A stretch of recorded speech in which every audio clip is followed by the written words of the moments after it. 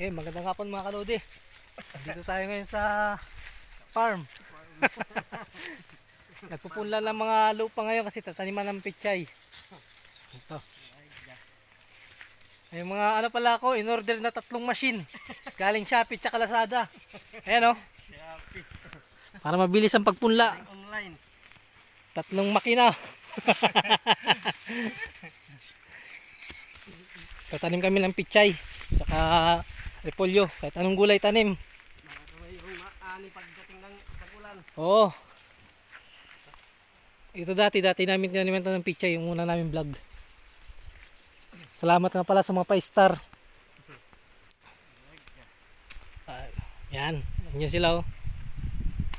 Itong isang to, galing to sa TikTok, in order ko yan. Ano yan, TikTok. Kasi yung dalawa, si Shopee yan, in order kong machine.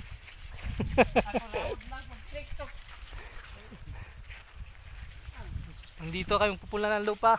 Tatanim na ulit ng ano, pichay. Maulan na kasi. Hindi katulad sa Bagyo na mayroong patubig. Kahit kaya ng oras, pwede sila magtanim.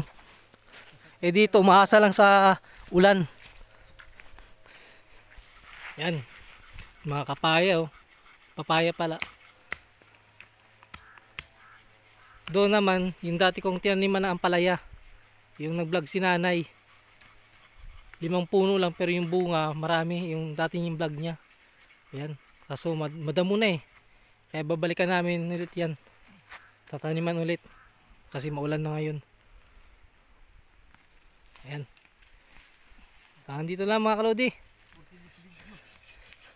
Kita na lang tayo sa kay Mita. Maraming salamat.